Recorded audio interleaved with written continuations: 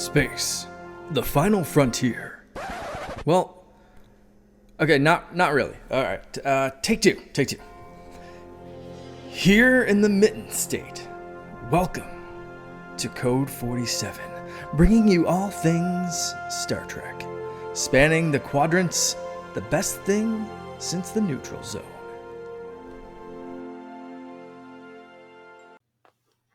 Whoops, sorry about that little blip. But anyway, technology, especially across the thousands of miles, oceans, and et cetera, et cetera. That's what it's got to be. But as always, we kick off our show by paying a little homage to the wonderful folks on our Secret Friends Unite Patreon squad over at patreon.com/secretfriendsunite. You do get a great sampling of exclusive shows with no ads, early shows, and fun Discord benefits for 7 days for free. And then to stay on board for as little as $2 a month. And as I like to say, right from the Blues Brothers, that's a lot of entertainment for $2 a month. These wonderful folks, such as Derek Trevelyan, my buddy, the figure dude, Francie, my wife's hairdresser, great lady, loves our Bad Movies podcast, Luke Lord, Mr. Xbox Expansion Pass, and my Uncle Tim, Haran, tuning in with us over on the Patreon. Also, John Sedorf, the awesome Phoenix Sisters Entertainment, our friends Kelly and Crayley, Brendan Myers, Corey and HD, Matthew Keel, my journalist partner, Kurt Krug, who gets me all those great celebrity interviews, and our new friend, Tanya Lee, whoops, who was our guest last time. Such a very, very nice lady. We'd love to have her on board, and we love that she's enjoying our shows now. So, and of course, without these folks, we would have next to nothing. The awesome Nias family of the Twin Cities, Sean, Stella, and Henry. We are very glad to have you on board. Little extra plug this week for Kelly and Crayley's charity fundraiser called the Multiverse Fundraiser, a virtual con and charity fundraiser all rolled into one. This year, they are to the benefit of Comic Books for Kids, a charity providing child-friendly comic books to children in hospitals and cancer centers across the U.S., and they are raising funds for them on January 24 through 26, so you have a couple of weeks until that's coming up. They will have both pre-recorded and live Comic-Con style content to include celebrity, comic, and writing guests, to include Creek Wilson, Leah Williams, Jerry Gaylord, John Cosper, and more. Please visit the multiversefundraiser.com for more information and instructions on how to tune in and contribute. All right. Got that out of the way. Very excited. Sean, you tell me, because you've got more of a finger on the pulse than I ever could. Am I missing any news items maybe from the last week or so? Anything big? I was doing a bit of checking myself. Nothing confirmed. There's now the rumors about the Star Trek Lego collaboration. Yes. So How could I forget? Rumors. It is all rumors, but okay. I want this to be true. Financially, I don't want this to be true. Not even a little bit. And look at this room. Where would it go? Where would it go?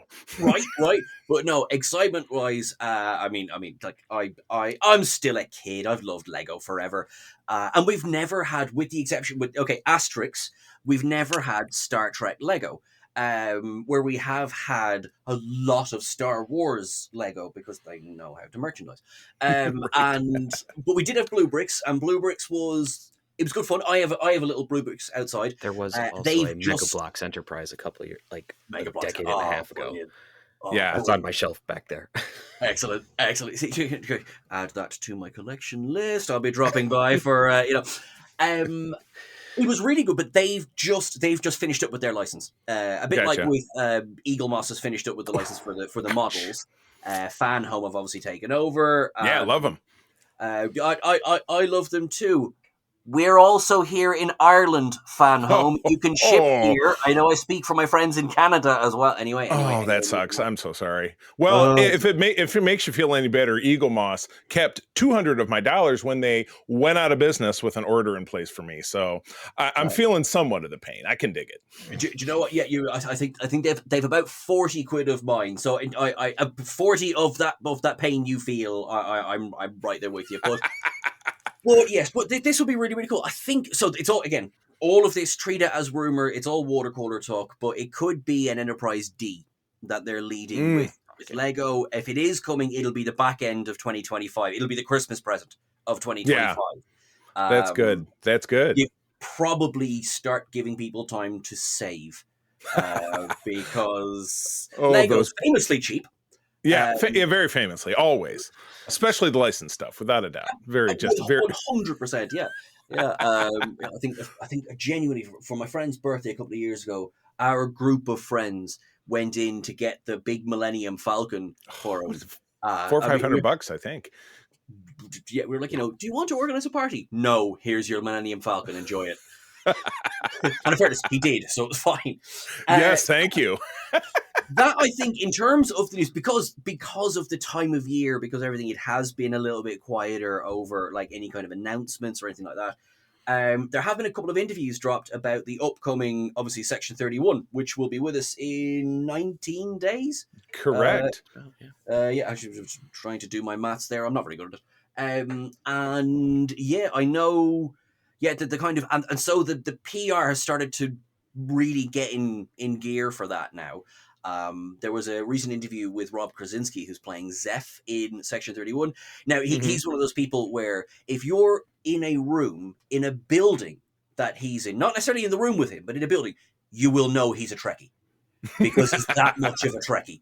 And I know he gave a really interesting, and I think I get it.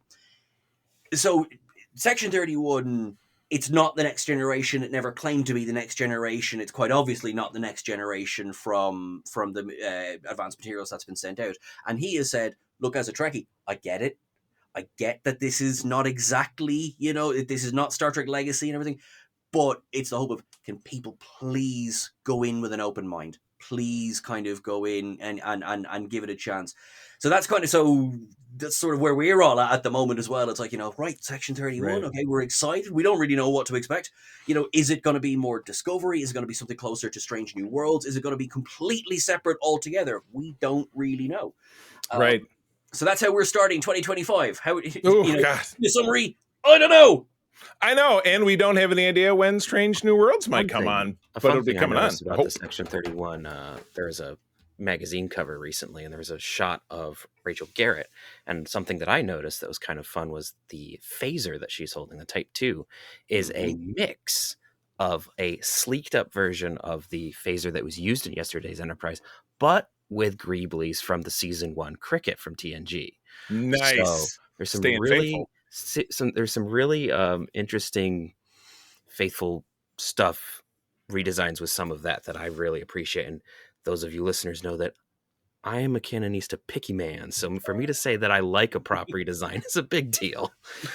Same. Absolutely the same. Oh my gosh. Well, good. Hey, that was a great impromptu sneak in for some news. So yeah, we will be over the next couple of episodes. We do have a random episode next week, which I believe is a Discovery episode that Todd, my other partner, picked. We may bring him on for that, or we may bring him back to talk about Strange New Worlds. So we will see. But let's get to the main event. We're talking about Star Trek Lower Decks. This came to us in 2020 as being was this the second or third era show of the new era? Because we had Discovery, Picard came first. And then Picard came first. Picard Season 1 came first, so this was number 3. This was number 3. Then Picard, then Lower Decks. Exactly. So this was a revolution. There hadn't been anything ongoing animated for Star Trek in 40-something years before this came along. The much maligned, although I watched a great special about the original animated series recently on YouTube, that made me want to go back and watch it. But this was combining the very irreverent comedy stylings of Mike McMahon and the Rick and Morty, which I've never really gotten into. I won't say I'm not a fan. I know my son, my adult son, when he was a teenager, when the Szechuan sauce came to McDonald's, it was a very, very big deal. That's as much as I knew about Rick and Morty, to be honest with you. But yeah, this launched into our homes in 2020, and holy cow, for the vast majority of people, with the exception, I started doing the show in the fall of 2020, so it was almost at the same time period. I recorded with a couple of folks at that time that were not fond of it. They kind of colored my opinions of it. They ended up leaving our show. We had some other people come on who kind of re-sparked my interest in it. Peter came along, and then we're both unabashed fans. So I've been very much obviously watching it the whole time, but absolutely just loving it as much as humanly possible. So that was my very off the cuff introduction. But let's get into talking about some favorites. Let's get into talking about some shows, some episodes that we could have done without. I have a couple. The legacy of the show and the potential future for these characters, where we might see them again. So off the top, I have 5 episodes. I'm thinking we'll go in a round robin fashion, and we will start with our guest. I would say in no particular order, so don't feel like, oh God, this is my number 1, but this is really should be my number 3. Sean, why don't you jump on in, give us one of your top 5 favorites and a short why. Okay, well, I'm going to go with my most recent one, which is the penultimate episode of season 5, because I've spoken of it. So Fisher Quest, I love it because the plot is two-cent. It's an elevator pitch of a plot, but that was never the point. The point was, let's have fun, let's explore what a multiverse we can do with a multiverse in Star Trek, and. On first watch, I was like, cool, yeah, other universes, this is great, this is brilliant. And one of the jokes that I actually sort of missed in the hubbub of, oh my God, this person's back, and that person's back, and that person's back, is that Star Trek has never done multiverse. They've done parallel universe. Right. They've done the Terran universe. And there is that episode, Parallels of the Next Generation. But in reading interviews with Mike and everything, I had kind of failed to appreciate that it's, Star Trek is one of the properties that has never really done multiverse. So doing it like this was an awful lot of fun because it was a great excuse to get these returning legacy characters and actors. And I am still not okay after Jolene Blaylock returned to Star Trek after so long. So crazy.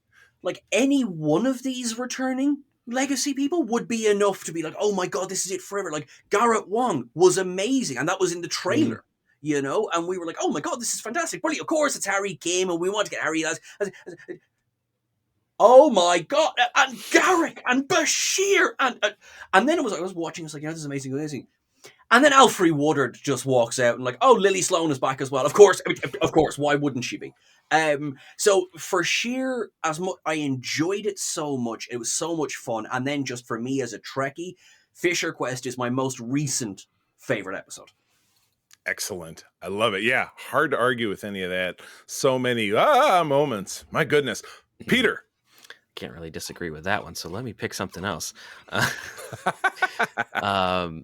I am going to go all the way back to season 1, just for grins and giggles, and I am going to say Crisis Point, because it was just so random.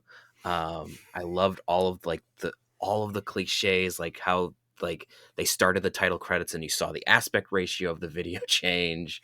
They could step in and out of the bar. It was really, really fun.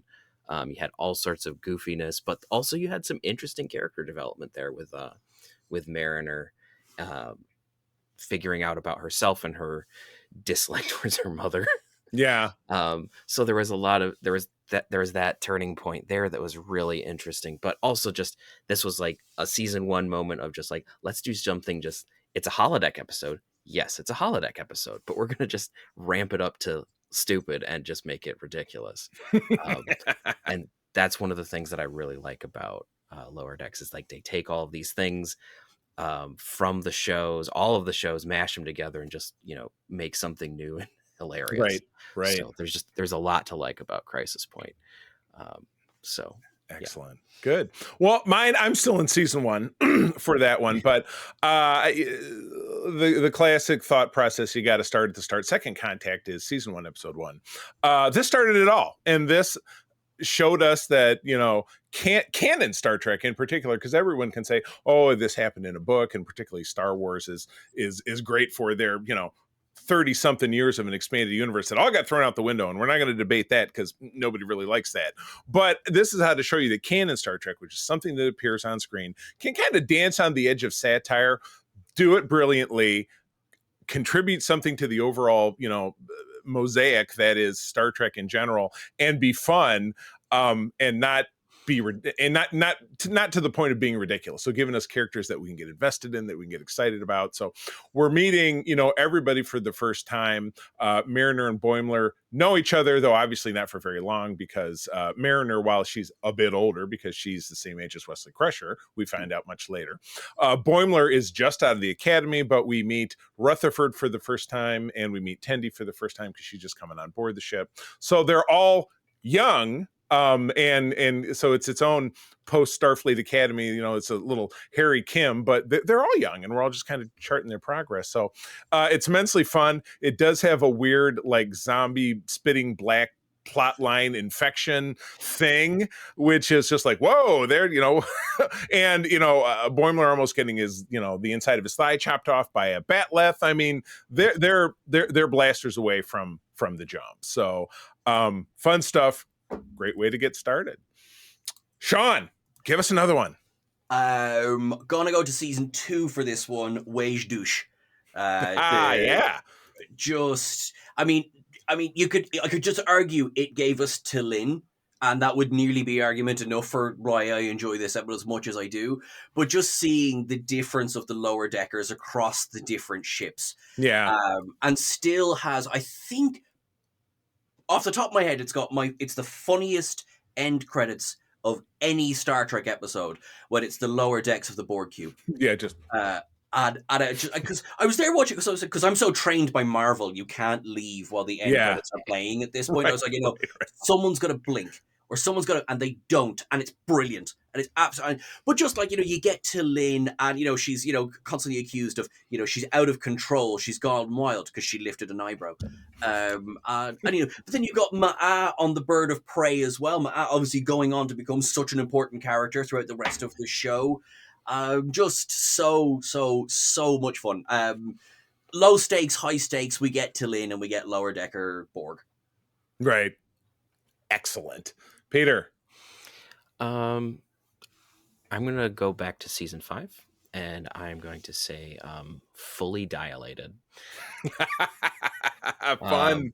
This was a great one. It was you're mostly focused on T'Lyn and Tendi, primarily Tendi in this episode, but there's a lot of shenanigans. Obviously, Rutherford and Boimler are licking consoles. They must have gotten sick afterwards too. I don't know. Just like you. That's how Peter got sick. He was licking windows. I was licking my margarita off the transporter console. So anyway, but we get a really great like throwback to like Voyager and some other sci-fi shows where we get like this weird time dilation thing. Of course, everything goes wrong, which is classic Lower Decks and also hilarious. Mm-hmm. But then we get like Tendi trying to one up T'Lyn in terms of, I want to be the science officer, so I have to come up with like the most amazing way to use science while we're trapped on this planet. And she does like, creates electricity enough to repower a positronic network that's been in the form of Data's head just on a hand there. crank. And it's purple. Which is great. Yeah, it's from the Purple universe, which is hysterical. But eventually you figure out that like T'Lyn is just trying to get them to work together to be better friends. And that's a really, I've loved T'Lyn since she showed up. Like, I can't argue with anyone on that. She's probably my favorite character. But just to see that relationship is really, really cool. The fact that they're both co-science officers afterwards is great. But then you also have like, I forget his name, but there's the one guy who's like following them all the time, trying to prove that they're. It was Snell. Yeah. Snell. Yeah. Or Sneed. Snell. It was Snell.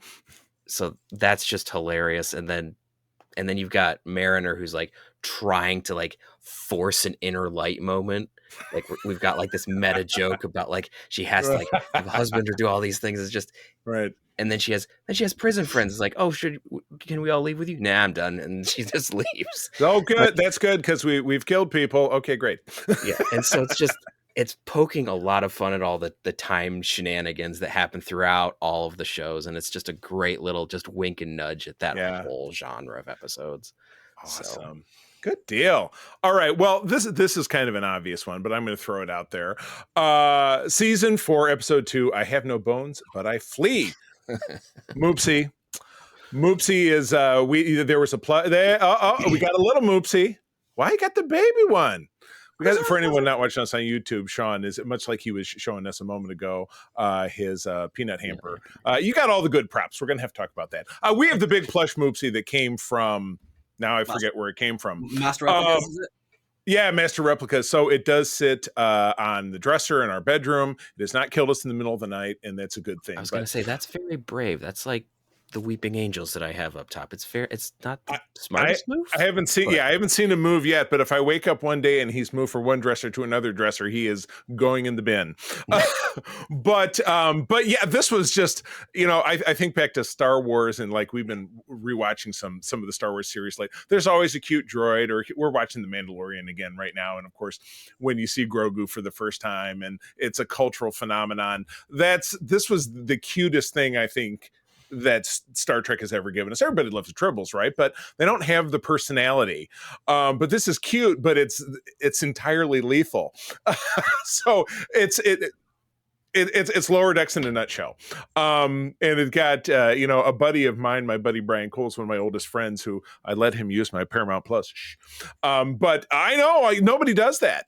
But I saw him he lives in a different town than me, but I saw him for lunch, for the holidays or whatever it is, and he was just saying Moopsie, because he and his teenage daughter loved the episode. So, Moopsie for me. All right, Sean. I am gonna actually same season, empathological fallacies, because it's ridiculous, it's bonkers. It was a great bait and switch, but it also gave us the line, "Yes, I am Vulcan as a." That word. Yeah. And again, I mean, I'm a simple man. Talin's in the episode. I like the episode, and we got a lot of Talin, so I really like the episode. Oh my gosh! Just Gabrielle Louise. It's just such a gift to the show. Like, everyone's brilliant in it. She's just such a gift to the show. And the three guest stars, who's I feel terrible now because their names have escaped me. They were brilliant as well as the three Betazoid operatives. Oh, right. I feel like one of them was Judy Greer, who's a native of Michigan, which is where we are, and it's from the same small hometown as my college roommate. I feel like it, but I'll have to go look it up. Rachel Dratch, Janelle James, and Wendy Malick.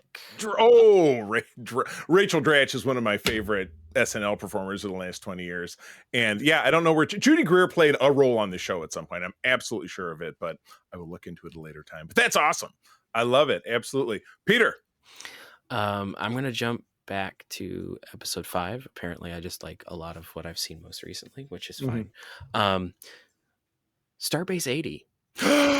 Stealing it from me, making my list short. That's okay, but that's okay. Yep. So a lot of what I love about Starbase 80 is just a lot of I know this is going to be a little goofy. I love all the Easter eggs in this episode. Oh my God, that's what it is. There's so many. It's a mountain. There's so many things in the background. Like there's a store selling uniforms from like across the whole spectrum, which is hilarious. You've got Picard's uniform from Tapestry on a mannequin. There's just so many random things. Pile of red shirts.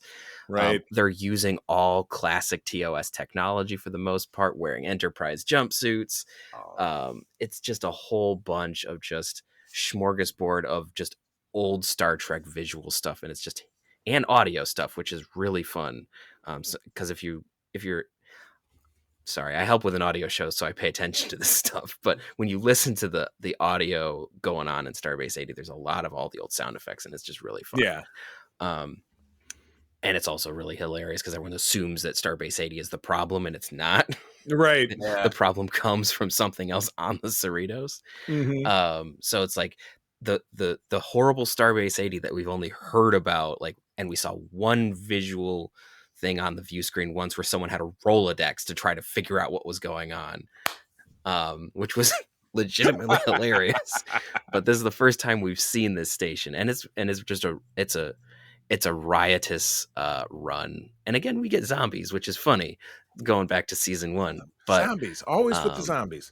But it's just a really, really hilarious episode with so many tie-ins, so many Easter eggs, so many references. And they're not exact, like a lot of people are like, oh, it's just member berries. And it's like, oh, did you remember that? But this is more of a, that's the point of Starbase 80. Everything just Right. smushed together to be Right. ridiculous. It is. It's the Um, it's the soup sandwich. I was at Selfridge International Guard Base with my brother, who's in the Air Force for 25 years. We're walking out of the BX. This was 25 years ago, and there's this very heavy set general.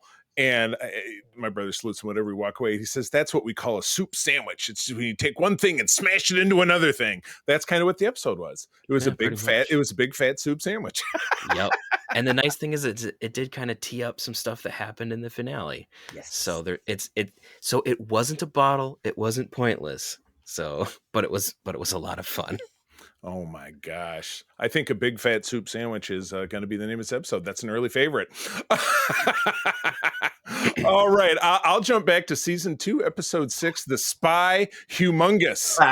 It's on the This list. gave us back to Packlids, and the Packlids, we got them, I think, just the once in TNG where they kidnapped Geordi, Mhm. and we kind of learned about them this was, a long line of all engineers in Star Trek being abused or murdered and then brought back to life. How many times did Scotty die in the original series? 2 times? At 3 least times? twice. At least twice that I can think of. And then O'Brien being kidnapped and tortured. Oh my God. It was like, do it twice a season. Well, technically he We died have a whole and we list got on an the alternate times version. O'Brien suffered. Like, You got a whole list? There's content there, you know. Oh my gosh. It's a matter of Irish pride, I'm sure. There's a joke. O'Brien must suffer was part of the writer's room. Oh my gosh. But yeah, anyway, yeah. So it was the episode where Picard had to have his heart swapped out. I'm drawing a blank on the name. Oh, Back Smart season and 2. Snare. Oh, Samaritan Snare. Yep. Exactly correct. So we get the Packlids, but they really this was something that the show did great, which was take a one-off, crank it up to 11, but for the uninitiated tuning in, you're not like, well, I just don't get it. What's the deal with these? It wasn't so predicated on having seen that episode, which had aired 20 years previous or more so. But they turned them into a legit threat, which continued on through the rest of season 2. But I do love they're from Packlid Planet, the Clump ship. They keep calling Freeman Janeway. I don't know if it's in this episode or one of the subsequent ones. Yeah. And their ranking system is based on a series of hats, which reminds me of an old Dennis Leary routine where he's talking about the Catholic Church. Peter, sorry, talking about the Catholic Church, and it's all based on rankings of hats. And he says the Pope must have a huge effing sombrero. That's what it made me think. That's what it made me think of. So it was super delightful, and I think definitely the key to kind of what the show does best. So, yeah, alrighty, Sean. We're getting on the back half here. So I know I took one of Peter's, he took one of yours, so my list is shorter, but go for it. That is great. Mine is easy because it's the episode following my last one. It's Parth Ferengi's Heart Place, where they go to Ferenginar, and Fun. Rutherford and Travel Tendi are supposed to get the deal, but they have to prove that they're newlyweds to get through that. But then you have just the return of Max Grodenchik and Chase Masterson as well, and Freeman understands the Ferengi a lot better than anybody else does. But I think the piece de resistance in that episode for me is the Dominion War memorial to all the prophets that have been lost because business couldn't happen during the war. And you just have these Ferengi just breaking down in tears. Like, there's so much profits lost. And you're just like, in a way that is both absolutely in keeping with In Lower Decks, and it's such a, take the mickey and everything. And yet, there's not 1 second of that episode that I don't think could have appeared in DS9, couldn't have appeared in Next Generation. That is the Ferengi. That is what they would build a memorial to. Right. Yeah. And I love that. It's like, Rom playing this character throughout. That's very consistent with the Rom we know. And also, no, Rom was always a lot smarter than he gave him credit for, which Right. is also consistent with the Rom we've always known. And I Right. did sorry, I'm monologuing, but I did No. that it gave Lita a bit of agency, which was happening in DS9. Just a lot of the time, she was the sort of, and also featuring character in a scene. So it was nice for her to have, like we saw during the 6th episode, the Dominion War arc in DS9. She was cool. She could do stuff. She was great, and then she kind of faded again a little bit after that. So it's fun to be Right. like, is she the mastermind behind trying to get the best thing for the Ferengi? So I really enjoyed that. Yeah. Good deal. Awesome. Peter. I'm gonna say that one of my favorites, because the lists have gotten moved around, bumped around. I'm gonna go with I Excretus from season 2. Everything in the name, right there. Right. So this is another pseudo holodeck episode, but the whole crew is like doing crew evaluations when they bring back an alien from the animated series, as they do. This is like the third one they did. I forget the name of the race, but they're able to break into 3 different parts and just kind of float. So it's one of those things that you can really only do in animation. I mean, they probably could do, but it would eat most of the budget in a live action episode. Right. One character today and nothing else. Yeah. This is the character. That's all you get. So we get all sorts of different training. You have characters who are like, I'm going to do the best thing. And then they just completely fail. Like Mariner has the mirror universe where she just completely bombs it. This is also the episode where we get the infamous naked Boimler scene, which caused a lot of people to lose their minds. Yeah, exactly. Oh my gosh. It was definitely a moment. It was a moment. It was a thing that happened. It was pretty funny, but it was definitely different. But we get like the bridge, the main bridge crew has to like do all these lower decks assignments, and the lower deckers have to do all these upper bridge assignments. And then the one thing that like runs the entire time is Boimler just has to fight the Borg. It's not really fight, it's kind of escape, it's kind of rescue, it's kind of a lot of things. Just like, oh, I didn't get 100%, I need to just keep on working on it until I get 100%. So it becomes part of the plot where like he's able to keep going so that they're able to get their evaluations fixed up and scare the instructor so that she retires instead, which is kind of funny. But at the very, very end, we get Boimler, who has managed to get himself assimilated.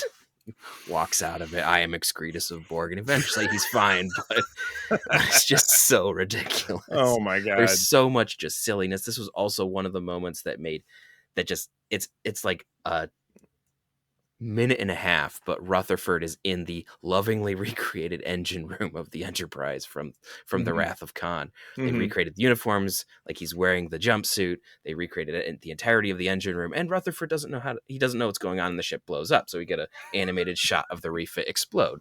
Oh, my baby.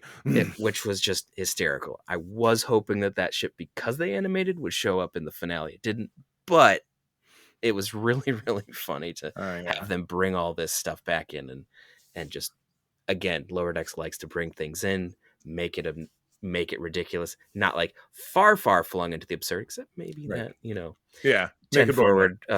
Except for Naked Boimler. The Naked Party. But yeah, this was just a fun, ridiculous episode. Oh my gosh. Have you seen there's a creator online, Jill Curry, did a pumpkin carving of the Naked Boimler spread for Halloween a couple of years ago. I think I saw that. The most amazing thing ever. That's some artistry. Yeah, I do believe it. And it was on a pumpkin, right? You said? Yeah. If I'm picturing it correctly. Oh, yeah. That's hysterical. I did not see that, but that's amazing. Time for some hardcore Googling. All right, here's my last one, because Peter stole my thunder with Starbase 80. But I picked Tuvix, season 4, episode 1, the love letter to Voyager. Voyager, which, as we know from Picard, does end up in the Fleet Museum, but this is the beginning of that journey. So this is the love letter to Voyager, but it's a new spin on in my opinion, besides Gowron and the Eyes, the most memed Star Trek anything, which is poor Tuvix. The debate that will never end. The impossible decision that Janeway had to make. But then it just turns into it gets beyond absurd, because everybody's getting spliced. I can't even remember the variety of the different ones that were. I mean, throw one out there, because I just cannot think of. They're all blurred together in my mind. What's one of the Swalens? I want a fish. He's not my best work. Oh my god. Oh, so it's funny, because I had to review this, because I need to get in all the 50 episodes before we did this. I had them on kind of in the background when I was working in like early December. So if something caught my ear, I would turn around and look. So my memory is somewhat fractured, but these were the ones that just absolutely jumped out at me. So that's my 5. Who's got one left? Sean, do you have some left? I do. The finale of season 4, Old Friends, New Planets. I thought, what just a fabulous payoff to. I am on record as being frustrated with Mariner's arc in season 4, but I thought it was a fabulous payoff to it. I loved how they used Nick Locarno. And look, I love cameos. Shannon Phil, who's retired from acting, came back to play C-Dutch. I mean, they can get them. It's like they have this magical ability to just swipe people who are like, I'm done. I'm out of it. It's crazy. Just incredible. And a genuinely emotive episode. Plus, we got the vertical warbird as well, designed by Andy Probert, that never went into production. Just things like so. Feast for the eyes, but also just hearing Mariner. It's the most. I think it's the phrase that sums up her as a character, and so naturally, I'm going to paraphrase it, which is, "I may not always like what Starfleet does, but I believe in the mission." And I was like, "There you go. That's Mariner. Define Mariner as a character. That's Mariner." Yeah. And then, of course, right, okay, we've got the Genesis device. The Ferengi put a paywall on it. Boom. That was one of the most hilarious moments. I do. When I want to doom scroll, like I need to distract myself, I'll have Memory Alpha up and I'll just hit a random page. And something either came up or it led me to it on Friday, the summary of this episode, or the summary of basically that. And I was just reminded of that. I'm like, oh my God. I love it how this show just gets they get the Ferengi better than, almost as great as DS9 did, which of course we'll talk about in one of the Ferengi episodes that we have when we get to the second part of our show. So, anybody else got any more? Peter? I think that's all I got in terms of like my best ones. I mean, there's so many good episodes. I know it was so tough. How about you, Sean? Are you wrapped up? I'm wrapped up. I mean, like, I could sit here and go, right, episode 1, let's go through it. But good deal. All right. Well, into every life a few raindrops must fall. I had just 2 episodes that I was not crazy about. I'll start off with season 2, episode 5, An Embarrassment of Duplers. To me, it was almost too dumb of a premise of a show. But I do love that Richard Kind is now part of Star Trek canon. He's delightful. So that definitely softened the blow for me. That's it. Sean, do you have one? I just have the one. Okay. And it is I've lost the name of it now. A mathematically perfect redemption. Yep. Because the character I struggled with the most through all of Lower Decks is Peanut Hamper. And I thought we got a good one in, I think it was season 4, where we got a good resolution to her story with with Agamus. I really enjoyed that. But this one, for me, it was the only one where I go like, this. Was it with the bird people? With the bird people, yeah. Oh. Yeah. Which is a shame, because I like Harry Shum Jr. and he's like the big guest of that episode, but it just that one didn't do it for me. It was a bit one note. Yeah, absolutely correct. Peter, how about you? That was kind of the one that I was more leaning towards. If I had to pick another one, it would be a Mugato Gumato. And that was mine. I wasn't particularly my favorite episode. There was character development, but there was just the 2 different plots just kind of worked weirdly together, and then of course the Mugato were just I don't really care for them that much anymore. I mean, it was a one-off, like very 60s-ish kind of alien that they did back in the original series. If I'm not mistaken, in beta canon, maybe it was in one of the New Frontier novels, they had a Mugato crew member of whatever show there was. I may be thinking of the wrong series. But this, to be fair, there's some fun Ferengi stuff that happens in it, so there is that. But the Mugato sex scenes, that was a big thumbs down. That was something that at the time my co-hosts were definitely up in arms about, and I was like, I'm trying to stay positive. It was hard to stay positive about that. That was just not happening for me. All right, well, let's move on. Let's talk about legacy of the show to the franchise. Sean, break it down for us. I think there's so much fun. I think one of the things that I think it will be so fondly remembered for, in a looking back kind of way, is it was such a loving tribute to the 70s animated show. And Agreed. Although, more so kind of DS9 started to look back at the animated series and started to incorporate part of it in canon, things like Kor's ship, for example, it's still sort of, up until Lower Decks, the redheaded stepchild of the franchise, and this really, from the opening notes of the theme tune, it said, no, that happened too, maybe you don't watch it every day, but that's just one of the things. Because Right. the one thing Lower Decks really did is Lower Decks is a love letter to Star Trek. Past as future as it could, I guess, because we don't know what's coming in the future, and certainly present. And but it was done like the things that we've just listed as our slightly weaker episodes. There was no bad episodes of Lower. There was no episode where I just kind of went, "Oh, I'm going to skip that on a rewatch." Yeah.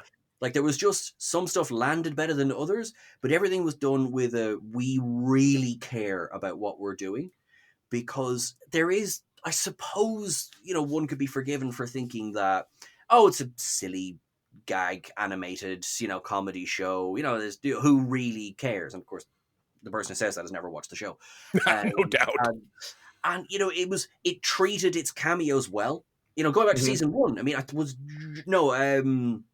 J.G. Hertzler was the first guest star. Yes. With It was the RPG the Klingon RPG, right? That was later, but he that was appeared a bit as an late. alien. He was I think. in There you He go. appeared as an alien in season 1, but the first major character cameo was Riker and Troy in the final Right. finale. I The think. Titan. Actually, Joe, I agree. I know Q was in season 1, but I think you're right. Yeah, 'cause Q was like a little one-liner. gag at the end. Yeah. So, but it treated it well, because they could have done episode 1. Here's Riker and Troy, and we would have been told, do we need to care about this cast then? Because what we're going to do is we're going to wait for the next cameo. And they didn't do that. And they established their own story in its own bonkers world. I mean, episode 1, scene 1, Mariner cuts Boimler's leg open with a batleth. Welcome to Star Trek Lower A Decks. rusty batleth at that. Yeah, right. Oh. Yeah. It was like, get him to the doctor now. And you know what? Some things I didn't expect to, when I was watching season 1, I didn't expect to sit there and go, I'm feeling emotions about these characters as the show goes on. And I did. And I was not happy when I heard it was coming to an end. But the way it's ended is so open. I mean, this show in its format might be over, but the story is not over. Right. Yeah, because this was, and I think I remarked it last time we were talking about the finale, is that they set a course for what'll essentially be more adventures, because they're going on, but they brought the voyage they were on to a nice little pause and then started chapter 2. That's this for out of Star Trek finales, this was the most all good things, where Right. you wrap something up, but then it's not done. Right. Whereas all of the other shows is we done now. Voyager, we got home. DS9, the war's over, and Cisco has realized his destiny. Exactly. Of course, Enterprise's finale. Moving on. Nope, not happening. That is it. That comes up, and you just hear static. Nope, nothing going on. Terra Prime and Demons. Yeah, that's where I see it. Absolutely, nothing else ever happened ever. Peter, additional thought. Your thoughts about the legacy? I think that this is one of those shows that's going to be looked on very fondly in the future, in part because, I mean, what Sean already said, this was a show that, hilariously, it's the 2 animated shows that really do this really well, but it really, really loves its source material and the universe that it's in. Mm-hmm. It pokes fun at it. It pokes at here's the weak parts in the fabric, and we all know that you see them, and we all know that you joke about them. So here, let's poke at them a little bit because it's hilarious. Yeah, right. But it also just but this is part of the canon. This is something that we all know that you love. And so we're going to bring it back, and we're going to celebrate it and do all these things with it. And so I think that's one of the things that Lower Decks is going to be really remembered for, aside from making it its own thing and being its own show and making its own characters that we really love and care about. But the fact that it took where it was and was just this is my thing, and I love this thing, and we know that you love this thing too, and we're just going to share it. Yeah. And that was something that this show did really, really well. And it's one of those things you don't see people who come in and hey, I don't like how they showed this character from I don't like how they showed Rom, or I don't like how they showed Riker or whatever. You don't really hear that because they did when they brought in Legacy, they really treated it well. And you can, even if you're not the biggest fan of the humor, you can feel the love for Star Trek bleed through when you have that moment in Embarrassment of Duplers where you have Boimler and Mariner being all sad in this little shit bar. Like this little shit pub off in the corner. Right. And Oh, it's that's like, right. well, what was this? Well, this was where Kirk and Spock went when they were really sad lower Right. deckers. And they etched their names in the and bar. they carved Yeah, their exactly. names into the bar. And so you just like have these little tips of the hat to the older show, or when you have like, oh, I call them those old scientists, you know, EOS, and they pull up a picture of the animated series. Right. So there's just a lot of there. That's one of the things that I think this show really, really carries over in its legacy is that it cares about its universe and its fans. Right. And obviously it's got its own characters and all the stuff that you already mentioned, but that's just something I wanted to highlight about one of the things that's really good about this show. You know, for me, and again, you guys have touched so much, and this has been fantastic. But you know, it was a zany comedy, but again, walking that razor's edge between being super insanely inside baseball. Like remember the episode? I don't remember the name, where they are going to this collector who has died, and they've got a category. The category. I mean, that's where we got the giant, his eyes wide open. Yeah. We got the giant Spock skeleton, and we got all. Well, Sean looks like he wants to say something. That was the day. Myself and Chris, right? So Chris manages Trek Culture, and he edits the ups and downs. That was the day myself and himself had to keep kind of reminding each other that we really get on very, very well, because we were so stressed. Because we would pause and we would be looking at thing, and we'd not notice the other 4 things in the frame. Like that was the one where it's like, oh, that one tested us for the Easter eggs. That one tested. But the end of it was great. We were delighted with something like 150 or something else. Oh my god! But it was incredible. Why is there a Nintendo Switch at the Collectors Guild? Copy of the Royale and the Collectors Guild. They're just like, kind of like, what else can we throw at the screen? It's all going in. It was both hilarious and heartbreaking as well. Yeah. Oh my goodness. I'm still tired. Yeah, I believe it. All right. So to wrap up, what's the future for the characters? Where do you feel like organically they would pop in or combine with another show and survive on? So Sean, back to you. I think we've 2 most likely options, and one of them is a show that hasn't even been greenlit yet, which is Tawny Newsome and Justin Simeon's show. Right. Now we know that okay, when I say we know, again, on purpose, it hasn't been greenlit. So there might not be a show. Obviously that sounds very dour, and please ignore what I just said. But but that sounds, because it's going to be lighthearted. It's going to be comedy there. Did I just lose connection again? No, I'm still hearing you, and okay, I see you. All right. Hello. Okay.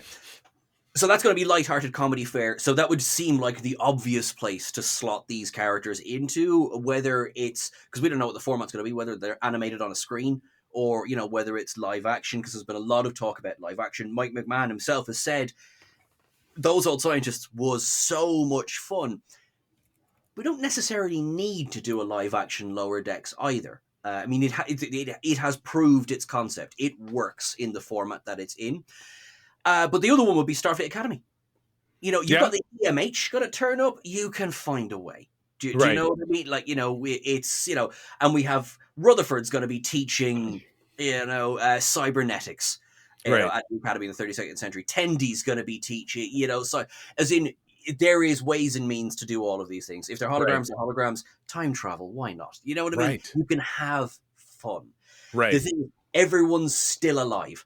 You know what I mean? Right. You play with it that way. Right. And even if they weren't, it's just further back in time. Yeah. Death means nothing unless your name is Dax.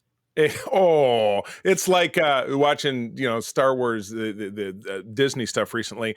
Only person ever killed by a lightsaber, Qui-Gon. Everybody else lives. Everybody else lives. It's the same damn thing. Peter. Future of Lower Decks characters. I mean, if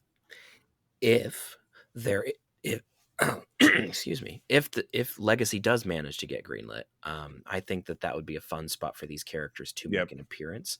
I wouldn't think that you would want them on as regulars, right? Simply because you then have to tweak the shenanigans to fit live action, right?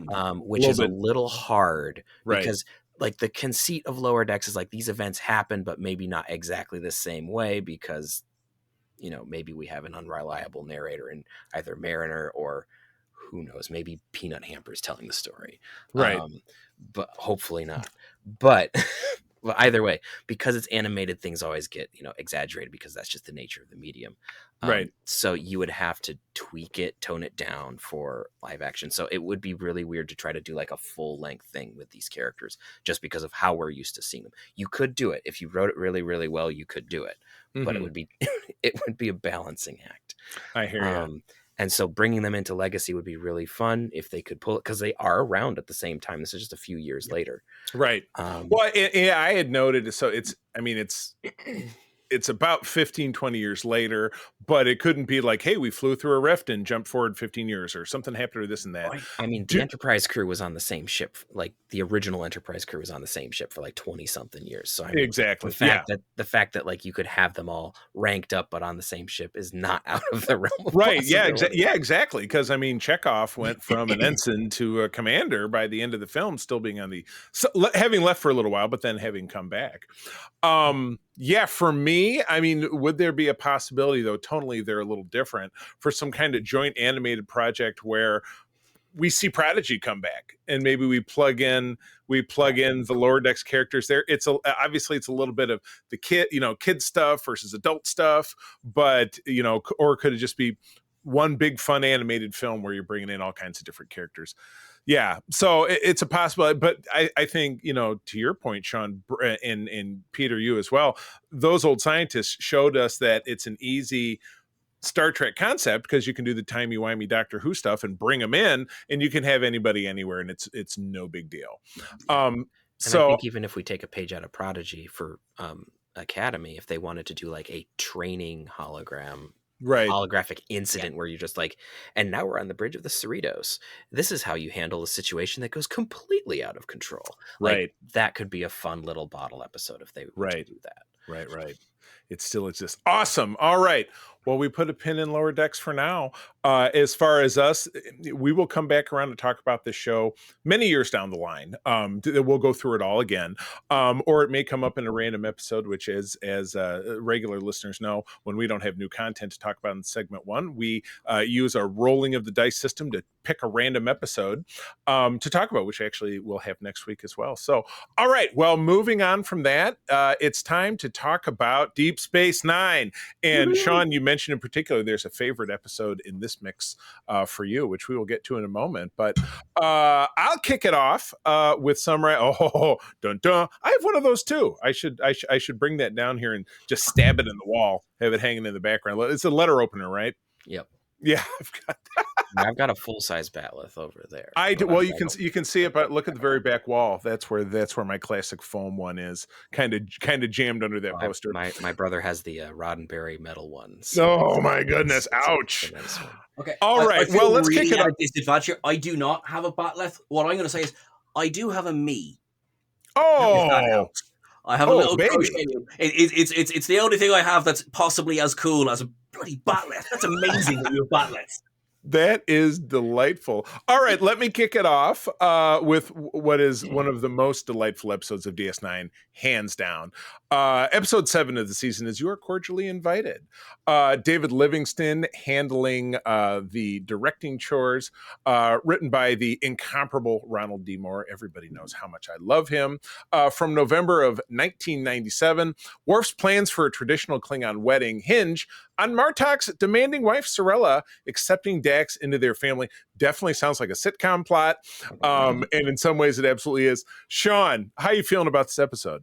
I love it. I absolutely right. So tiny bit of Sean history, way back all the way in the 90s, which I remember far too clearly. My dad used to work for what is effectively Blockbuster Video, but in Ireland, and used to get the test copies of video cassettes. So those big tapes. The first one I got was You Are Cordially Invited, and Resurrection was the very first one I got. So it's got such a special place. I remember, quick aside, my only time visiting Ireland, and Ireland is going back about 3 generations where my family came from. I went with my mom and my brother when I was in college in 1997.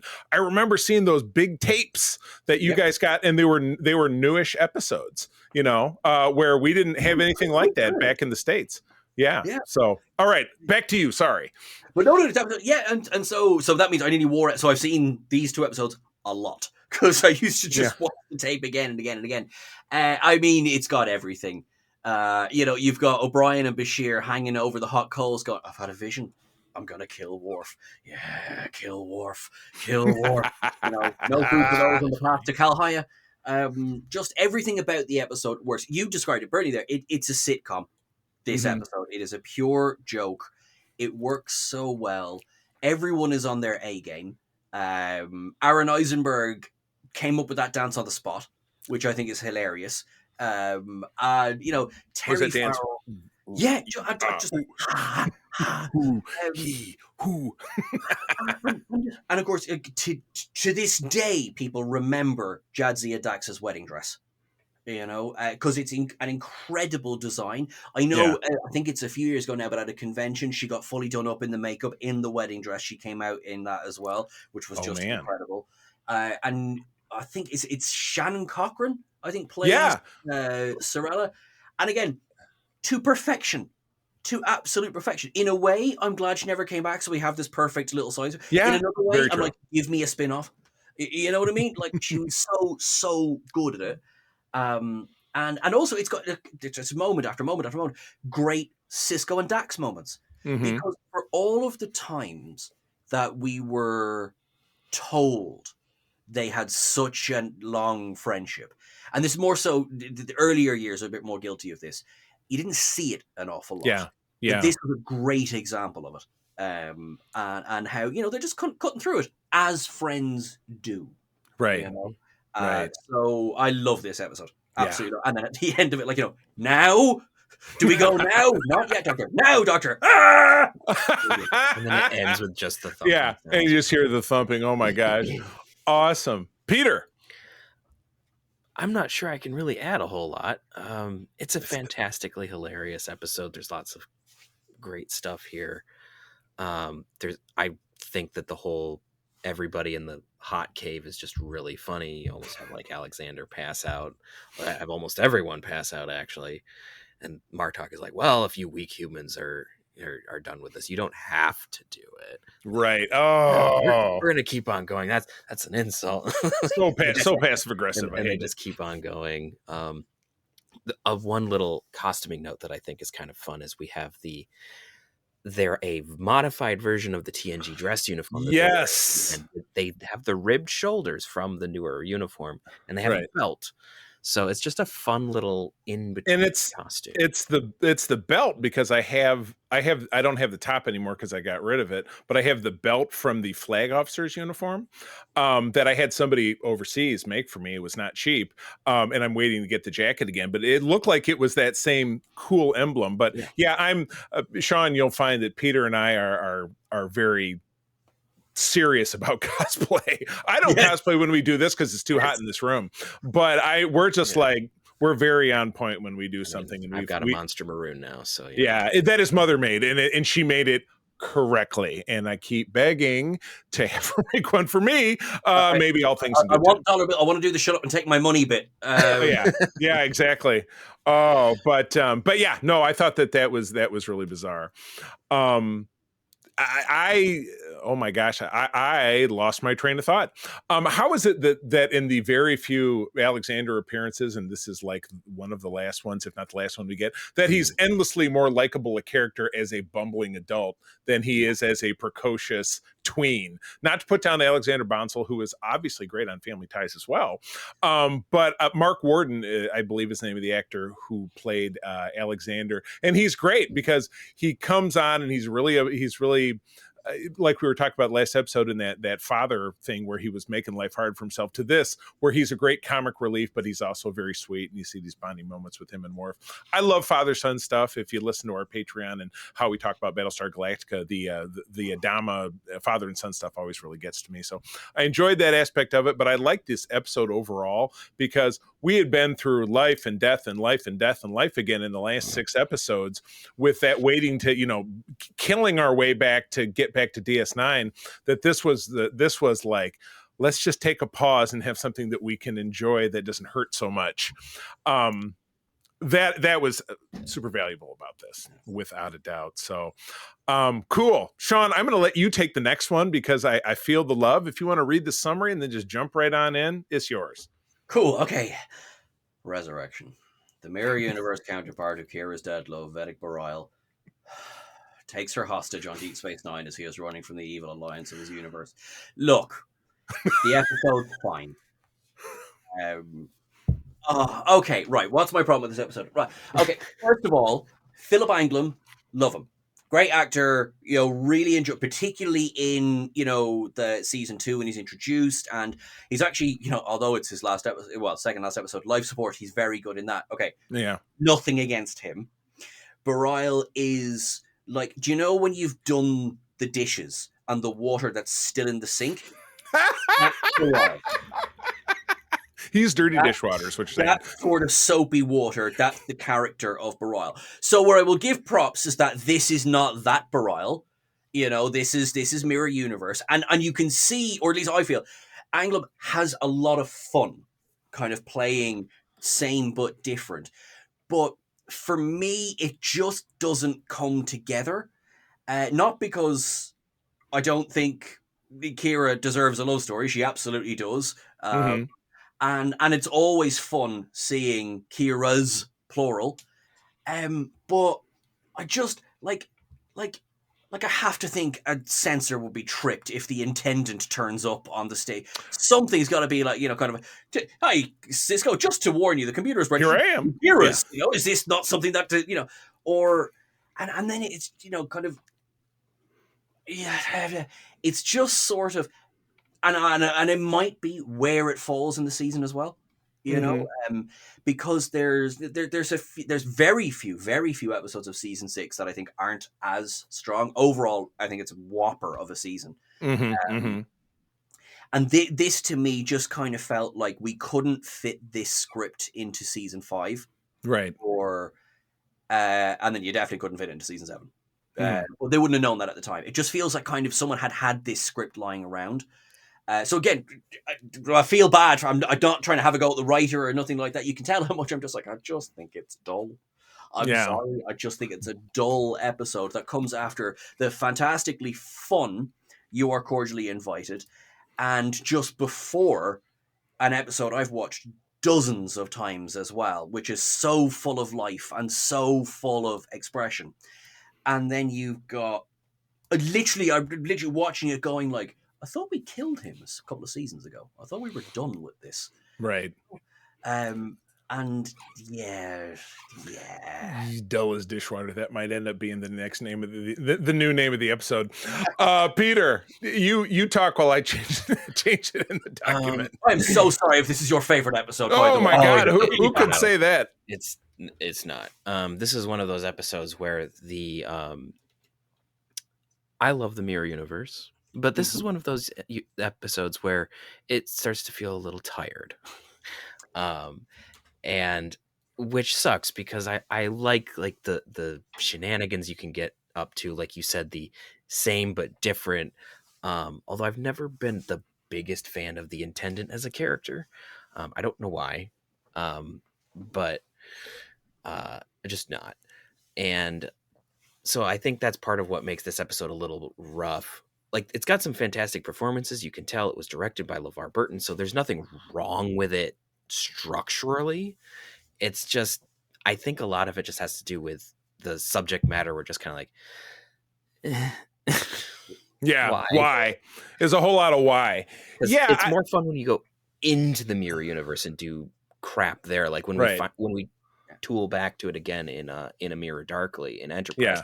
One of the best episodes of that series. Oh my God, yes. Yeah. And so I think it was just they'd been doing too much of the Mirror Universe and just like, hey, let's do it again. And they didn't really know where exactly they wanted to go with it, other than to bring it back. You said a very good thing there, but the shenanigans of the Mirror Universe, there are none in this episode. There are no shenanigans. It's dull. Okay, yeah, we got this up, but that's it. That's what I think it's missing. There's the fun of the Mirror Universe that is completely lacking in this episode. Yeah, exactly. This is this is the double-edged sword of the old system of 26 episodes in a season, right? There's going to be some duffers. I mean, this was written by Michael Taylor, so this wasn't a slush pile. This was a genuine effort by someone who was a regular on the writing staff that just didn't land because it, as you guys had both said, did not evoke anything that was special about the concept of the mirror universe. Totally different characters and this thing and that thing, and the struggle of life and death, like we saw back in season 4 with they built their own Defiant, and that struggle of that, mirror shattered or through the looking glass. There we go. That's what I was looking for.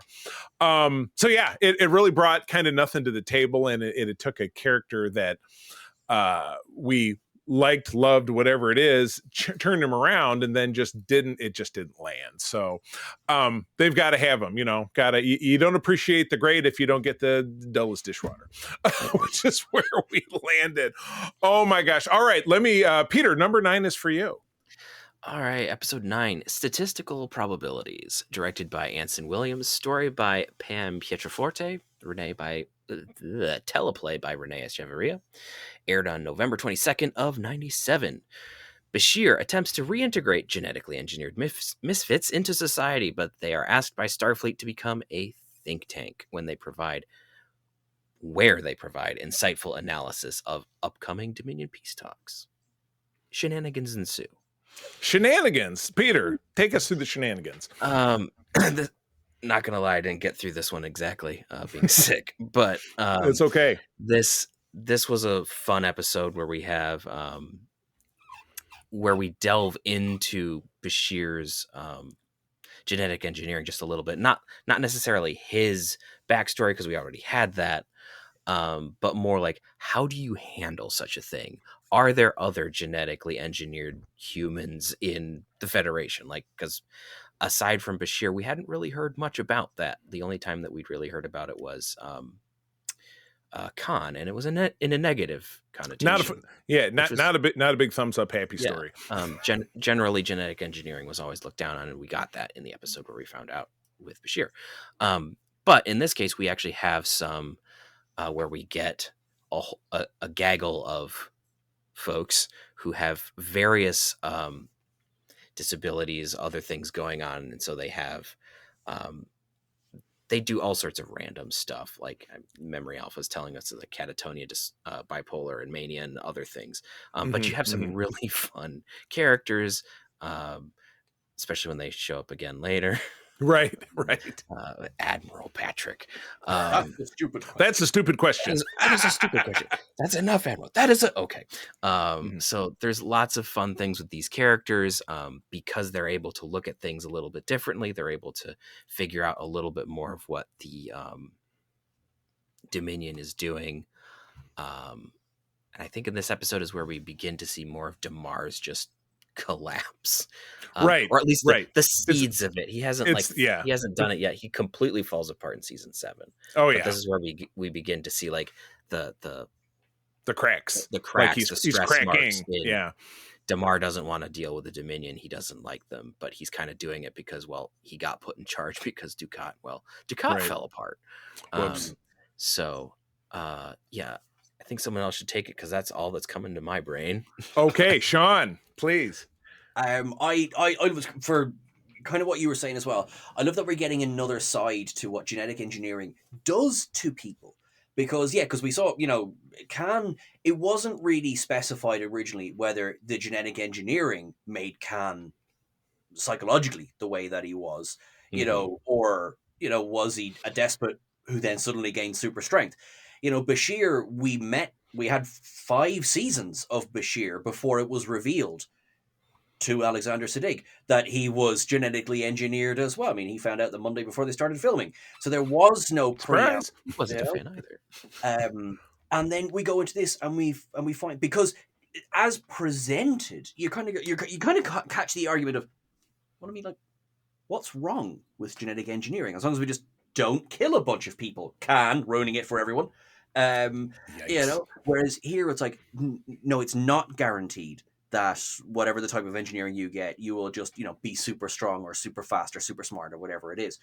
And you get 4, I find them to be 4 very different characters. Yep. You know, you got, I want to get this right, Jack, Lauren, Patrick, and Serena. You got it. Sounds right.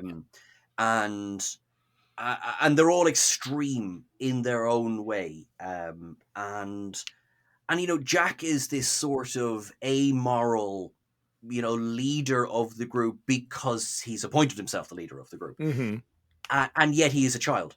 Right. And can be very much have his wrist slap and sort of puts his head down. Now, he might be going off to plan his next bit of mischief, but I think for him it's always mischief, because I don't think there's any... Right. Malice. Yeah, I don't think there's malice in him. I don't think that's a thing for him. It's just like, I'm going to do things. And then you see this, you know, against Bashir, who is, you know, quote unquote, a functioning member of society, you know. And there's that great scene that feels like, I don't know, it feels bigger than it's presented, which is them sitting in Cisco's quarters. Mm-hmm. And Bashir talks about the "there but for the grace of God go I," and Right. he Yeah, almost nailed gets it. into a disagreement with Worf, and because you didn't get that in Dr. Bashir, I presume, because there wasn't room for it in that episode. You know, I mean, that Right. was just about the bait and switch. Okay, cool. He's better at darts. Okay, you know, I mean, I love that episode. Don't get me wrong, but like, you're right, no room for exploration. We kind of get it here, which I think is fabulous, and then you see him. He's so excited to meet the people like me. You know, I'm a viewer going, but you're not alike. You know, Mhm. because Jack is about his mischief, and Serena is catatonic, and Lauren is presented as this hypersexualized character, and Patrick as this very timid character. But you know, in universe, we're all the same. We're just Mhm. presented differently. And of course, you'd be like, you know, think about when we met our first other Trekkie. Right. And Right. you know, oh, come here, my friend. You know, it's brilliant. It's so nice to meet you. And eventually you start to go, oh, we have some things in common, and maybe we don't have some things in common. Right. And, True. And he gets caught up in it. And it takes Cisco, as Avery Brooks is the king of slapdowns. You know, it's like, you know, kind of, I will listen to your advice on how to win the war. I'm not listening to your advice on how to lose the war. And then it goes to O'Brien going, you might be as smart, but you might not be as smart as you think you are. It's just really, really powerfully introspective episode.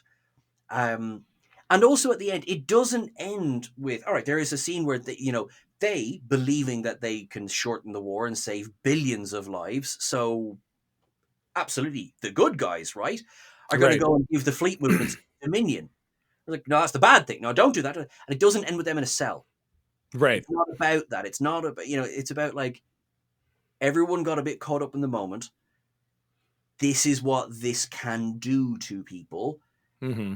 This is fascinating and requires more exploration, which is why we should have got more than one episode. But listen, I was glad. Agreed. Totally. Boy, I mean, you guys have really kind of said it all. It is a great, you know, I do love DS9's ability to take us out of the mission of the week, somewhat sameness that we got in TOS and TNG, which of course we all love in its own way, but then to just drill down on other aspects of things that happen outside of Starfleet. Not all of the Federation life is Starfleet. It's a chunk for these people here and there. What's happening on all these other 150 member worlds that exist within the Federation going across 2 quadrants. There's so much more to explore, which Star Wars is doing a great job of it these days, because they have, you know, different time periods, different planets, different focuses of this and that, where it's great to see Star Trek dip outside of the Starfleet part. Hopefully that's what the Section 31 movie gives us, is a look at something that is not Starfleet. So yeah, I enjoyed it for all of the reasons that you guys described. But yeah, them not ending up inside of a cell, that was overly generous, because they were planning to commit the highest of high treason, and they were like, oh God, well, they just don't know what they're doing. Okay, we'll just send them back. And yeah, that seems somewhat surprising, but it would have been a grim end to this, and would have been kind of a bad message. So yeah, don't really care for that. Okay, let's move along to, I couldn't have had more fun, and there was a great meme that I shared on socials yesterday that came from this that you may or may not have seen. But episode 10 is the Magnificent Ferengi. Chip Chalmers handling the directing. You got Ira and Hans Beimler writing this bad boy from the end of 1997. Quark mounts a rescue mission when his mother, Iska, is captured by the Dominion, and Grand Nagasek offers a reward for her return. Guest starring Michigan connection of Iggy Pop, who is from Detroit, just like myself. Absolutely fantastic. Sean. I mean, like, if you just want a laugh, this is such a good episode. I mean, I like Gala. He's awful, but I really like Gala. Obviously Iggy Pop is fantastic. I love Kevon. I love that they brought him back for as well. Ish, because there is no dud note in this episode. Crawling through the Jeffries tube, whatever you call it, Jeffries tubes on a Cardassian station, but crawling through the Jeffries tubes and popping out in Cisco's office. We must take in a wrong warning. Can I help you? Yeah, it's so good, and like the gentle insinuation that by the end of the episode, and possibly even in Covenant at season 7, Kevon's still walking into that wall. I never thought about that. Clunk.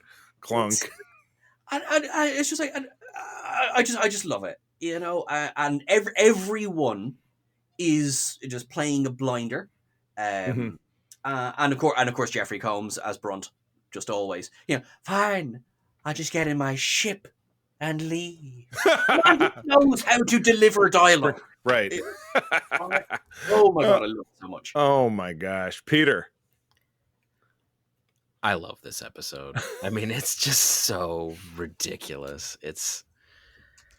Most Ferengi episodes tend to like up the ridiculous level because you can. Why not? But there's just so many ridiculous things here. The fun thing, just kind of to your point, like, this is not Starfleet at all.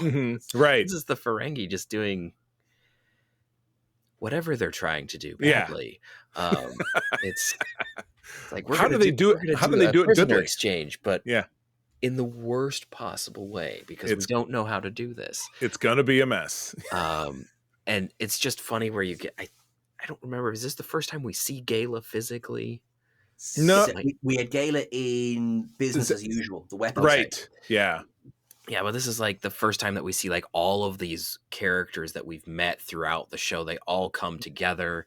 It's obvious. The name of it is obviously a play on the Magnificent Seven, which is just a stitch and a half. Yeah.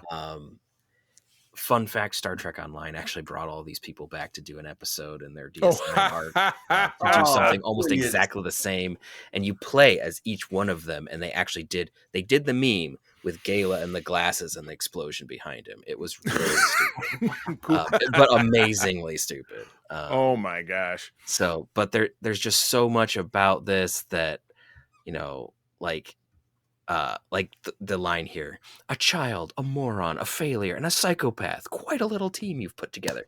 What do you want, Brunt? I'm here to sign up. Like, there's just so much ridiculousness in this episode. I'm in. It's like just. It reminds you of Deadpool's X-Force in Deadpool 2. It's very similar. Just a planet of functional idiots.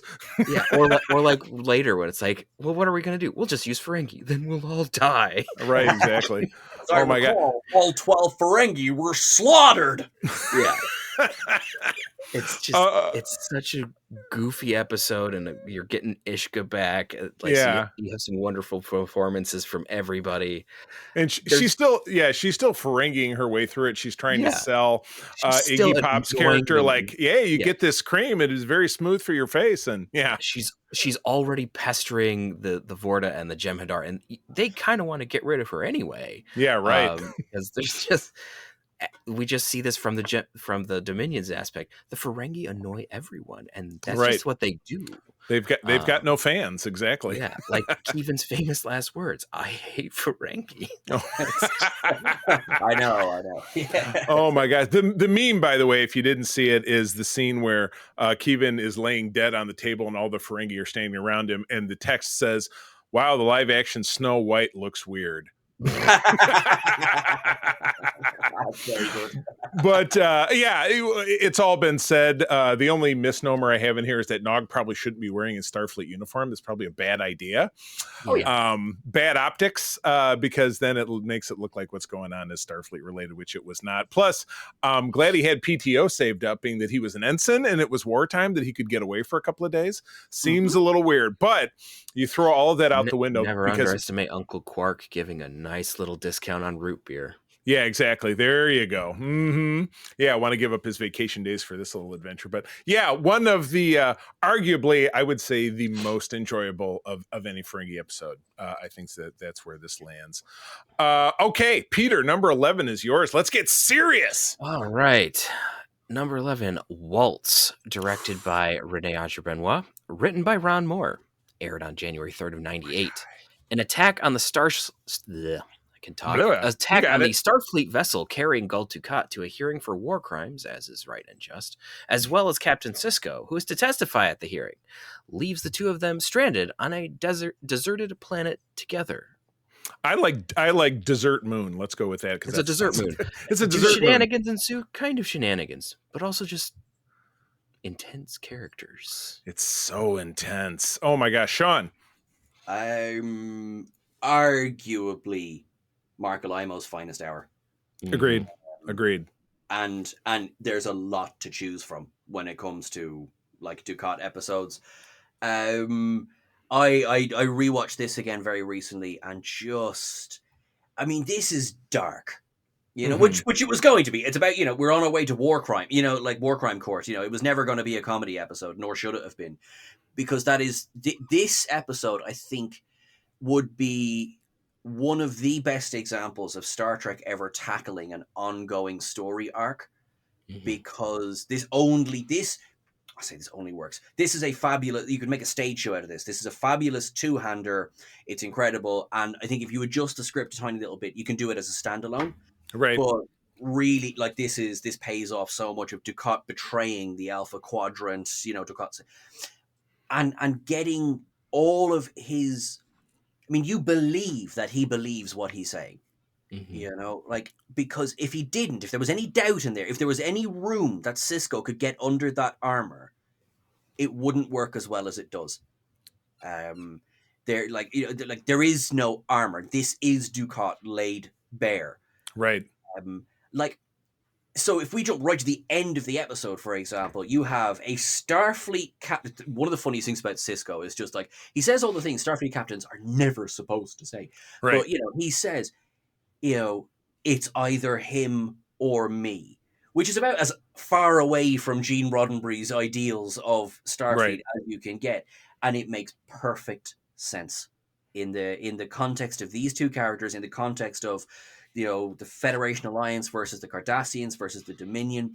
And also, if you don't kill him, he's going to cause trouble, which of course he does.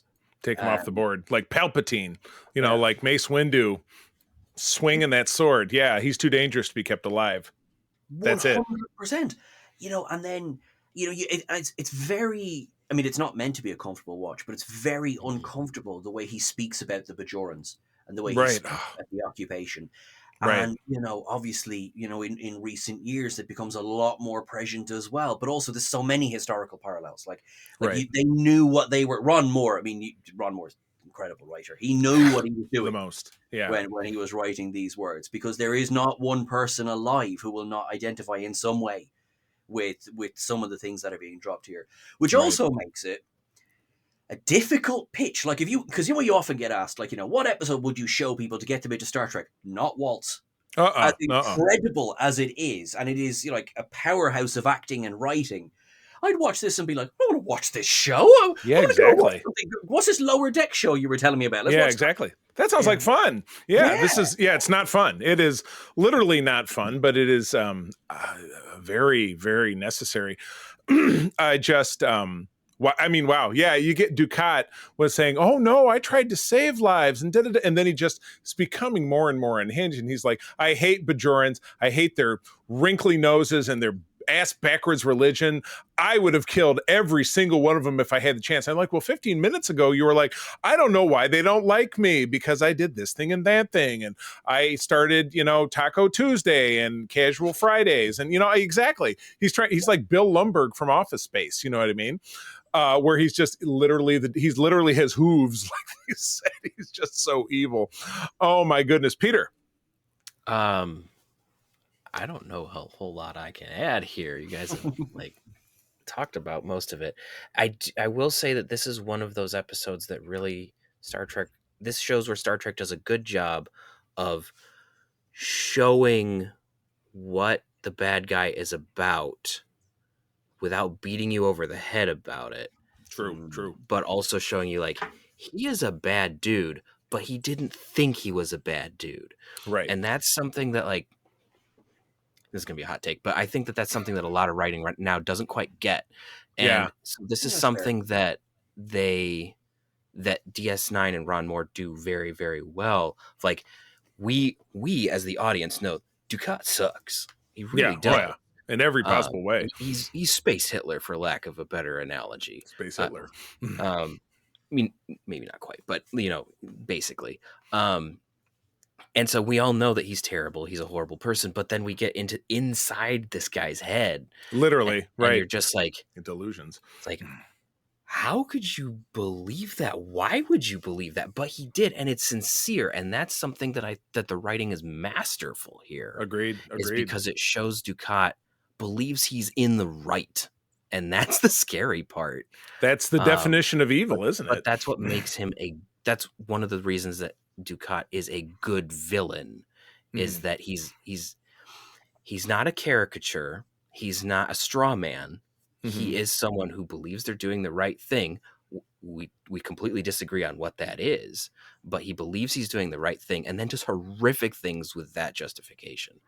And so it's really, really well done of fleshing this character out. And I think it's not just this episode, but this episode is one of the reasons why Dukat is always at the top of at least my lists of like the best Star Trek villains. Like we've got our memorable ones who are really, really well done, who have like 1-2 episodes, like Khan is always going to be near the top. He's a really well done villain, but the most fleshed out, the most like real, I would say, is Gul Dukat. And this episode is one of those pivotal moments as to why. Right. Absolutely. So, yeah. Wow. Good stuff. Okay. Well, I'm glad how we're going light, dark, light, because now we're back to having some fun. Episode 12 is Who Mourns for Morn? Victor Lobel doing the directing. And we have a name that I'm not familiar with, so maybe this is a slush pile. Mark Garrett O'Connell. From January of 98. Morn is killed in an ion storm, and Cisco informs, God, excuse me, you're making me sick, Peter. I'm getting a little clumped in the throat. Informs Quark that Morn left his entire estate to him, but Quark has a little competition. What, Sean? I mean, like, we needed this after Waltz. We definitely needed, kind of like bring it up. And it's so silly, and because of course, Quark getting involved with shady characters, right? It's a Tuesday, but it's a Tuesday. Shady Character Tuesday. Being this enormously important character in this, a small criminal empire, but still a criminal empire all the same. And more and more people turning up. Morn's ex-wife, of course, it reminds me of the gag in the that movie Step Brothers. No, not Step Brothers. Sorry, The Other Guys. And Will Ferrell is of course married to Eva Mendes in that movie, and Mark Wahlberg's character is like, what? Excuse me? This is a bit. You're having me up. It's very like that. And Quark's breakdown. It's just gold. It's just worthless gold. And it's dumb. It's low stakes, and it would have been so bad if Morn had spoken. They ended up they understood the character of Morn, and they understood that the whole point is he doesn't speak, and it's brilliant. I loved it. How they reverse talk it backwards, like, oh God, I just was happy to have Morn shut up, Or they always make those lines, and it's exactly. Morn ran out screaming onto the promenade, buck naked. We're all gonna die. That was oh, Peter. This one is just so ridiculous. It's hilarious. There's not a lot to say other than it's just hilarious. Yeah. I will make one canon point just because I always have to make these. Morn is supposed to have hair originally as a thing that they say in this episode. So there's one thing that just keeps popping up with Illyrians when they show up in later shows like in Prodigy and such on, Mhm. where they don't have any hair, and I always this episode just sticks in my brain. I'm like, They all have latinum in their second stomach. I guess guess so. maybe it's some kind of a cultural rite of passage. Maybe, but it's also really funny that Morn is keeping latinum in his Yeah. stomach. It's like, well, how are you going to pay for this? Spits it out. There you go. You know, most Bill, yeah. Yeah, most people aren't fired up to take vomit as payment, but in this case, it ends up working out. Yeah, but there's just, yeah, this is just a ridiculous episode. You have yet another funeral in the bar. Like, Quark, is there anywhere else that might be a little bit more normal to do this? You know, it's akin to doing phaser tests in front of the warp core on the Enterprise. I've never not find that funny. Yeah. They have literally 1,000 different rooms on the Enterprise D, 42 decks. Find somewhere else to do your phaser test instead of pointing it at the engine of the ship, which will explode and kill us all. Yeah. But it's the set we had. It keeps things cheap. I just find it really funny though that's gosh, because like all the funerals that we've had happen in the bar. The wedding happening in the bar, that makes sense. But right. Sure. I mean, have it in the Bajoran. Maybe the Bajorans are not like cool renting out the temple space for that kind of thing, unless very it's small. So yeah, exactly. Well, it's it's the biggest set they got. What a blast! I love it because it gives us enough characterization about Morn without taking like Sean was saying, without taking it too far. That he doesn't have to, they don't have to break the thing that makes the character great. And they pull it off. So my hat's off to, again, the writer of this episode, whose name I don't recognize, and I have to dig in and look who exactly they are. And if He's they did done other 4 episodes in the past. Okay, gotcha. Well, there you go. Like I said, I'm familiar with the big names, the Iras and the Robert Hewitt Wolf, and of course the indispensable Ron Moore, my hero. But yeah, some of these smaller ones I miss sometimes. So yeah, good stuff. All right. Well, in the spirit of keeping it high, low, high, low, high, we're back to one of the most influential episodes of the series. Peter.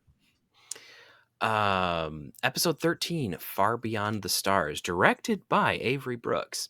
Story by Mark Scott Zicree, teleplay by Ira Stephen Bear and Hans Beimler, aired on February 7th of 98.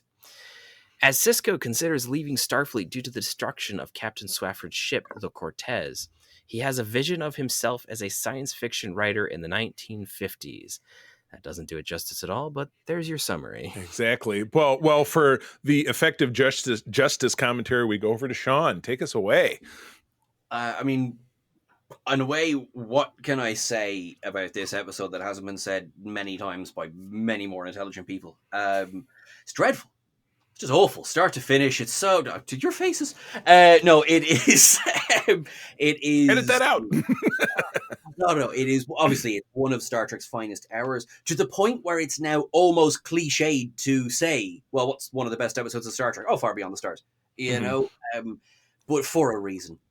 Because I remember a long time ago, and it's a long, long time ago now, I saw a very silly argument against the quality of this episode, which was blasphemy. The only way Star Trek could deal with racism is by going into the past, because I think this was very much in a, Obama was still president. Have you ever heard this term post-racial? I'm not sure that I have. No. It was, I'm massively summarizing here, but basically this belief that after Obama was elected, racism went away. And this review was happening at this point. Nope. And it was saying, yeah, sure, Star Trek couldn't do it. They had to go into the past because, racism has, been fading away forever. That aged well, didn't it? That aged great. Thanks. It was, of course, talking about, historical racism, and historical sexism as well, with the character of K.C. Hunter, D.C. Fontana. And yet, it still felt up to date. Like, it felt like this could be happening 2 doors down. This idea of... actually, DS9 itself, when, it was announced that, oh my God, you're, the lead of your show is going to be a person of color? Oh, I don't know if that will ever work, or, because, kind of he's not Kirk or Picard. Because, this was the idea of what the future looked like. And obviously there's loads and loads of examples where that hasn't been the case. But And then I think it was it was a swing. It Mhm. could have flopped because the audience, we believe and we hope. And a lot of the times we're given a lot of reasons to hope that Trekkies tend to have their eyes open and they tend to side with the people who are quite obviously being persecuted and the people who are quite obviously being run down. So I do believe that a large proportion of the audience will be looking at this, with the, yes, maybe I would look inside. What am Mhm. I doing that's might be contributing to this, and or even just on a completely surface level, what am I upset about? Am I upset that Captain Cisco is sad, or am I upset because a writer was not able to publish their story because of the color of their skin? Yeah. There's things that as I've grown up, I've learned an awful lot more about the historical context of the episode as well, and it was so clever and so powerful and so heavy. I mean, this is not an episode I often rewatch because it's really hard to watch Yeah. because you can't watch it and not go, that happened at that point, that happened at that point, that happened at that point. That, like, none of, like, with the obvious. Okay, take out the Star Trek of it if you like. None of this is a fiction. I mean, this Yeah. all happened to someone at It, some point. There was other versions of the script where, for example, I think Michael Dorn's character in the past was going to be the one who was killed instead of Sirach Lofton's, yeah. which, I think even though Jimmy and Benny weren't father and son in the past, I mean, you're watching Avery Brooks break down over Sirach Lofton being killed. Mhm. I do think that was the better Oh decision yeah. there. Agreed. and and it's just, and the casual, it seems over the top when you have Alimo and Combs playing those two cops and how they're like, this kind of, we're just going to put you up and maybe we'll run you in for priors, and it seems like this is over the top. No, it isn't. There's not Yeah. one thing about that that's overstated. That happens today. Oh, absolutely. And it's just, and it was Star Trek in 1998 going, we might be in the future and we might have warp drive, and a black man might be the captain of the station, but for the grace of, and it's, kind of like, it's heavy Yeah. and infinitely, like, one of the best decisions that was made or included. I don't know, it could have been day one, like in writing the script or whatever, but making sure Brock Peters was in that episode. Ah. um like, it's incredible across the board, but having, like, Joseph Sisko on DS9 at, kind of beginning and the end, but also having that interaction, Yeah. in the past. Oh, chills. Whew. No doubt. Peter. I'm probably going to have a very controversial take on this. I don't like this episode. And it's not because of all of the social commentary. I understand all the reasoning for that. And it's for all the reasons that you said. There's good thing about this. I'm going to be very nitpicky about this. And everyone knows that I get this way sometimes. One of the reasons the main reason I don't like this episode is because of the meta. Because it makes it so that it's questionable whether or not Deep Space Nine is a real thing. So I know a lot of you are sitting in your chairs going like, "What the hell? What's wrong with you?" Fair enough. But one of the things when I watch media, and particularly because Star Trek is what it is, I grew up with it. It's always been part of my life. I can't think of a time when it wasn't. Yeah. True. Same. The fact that there's a moment where it's like, oh, this is completely fictional, and we're recognizing that. I didn't really appreciate that take. And it's not because, like, the fact of it's Benny Russell is writing it and all of that. That's fine. But because I think it's primarily because of the final shot that really bothers me, where you have Cisco staring into the distance and you have the reflection of Benny Russell in there. And it's the idea of, am I just a reflection of the author? Is the author living through me vicariously in this other universe? Which is kind of where that episode tends to lean if you watch it literally. And so I don't like that because it's like, here's Deep Space Nine. All of these stories that you've seen before, these are all the fictional work of this guy who wrote 6 follow-ups, so seasons, which we are now in season 6. Mhm. So he's written 6 follow-ups, 6 seasons of this show that you are now fictionally watching through his imagination. It's Saint Elsewhere, which is Yeah. was a show from the 80s that it ended, and it was all the dream of this autistic boy. I think. But it's just kind of like this Inception sort of thing, and I don't, for that reason, I don't like it. I get what it's trying to do. I think that there were some brilliant moves here. I agree with pretty much everything you said about it, but that's why I have a problem with it. And I know it's like very just like world builder, like DM sort of like pickiness, but Yeah.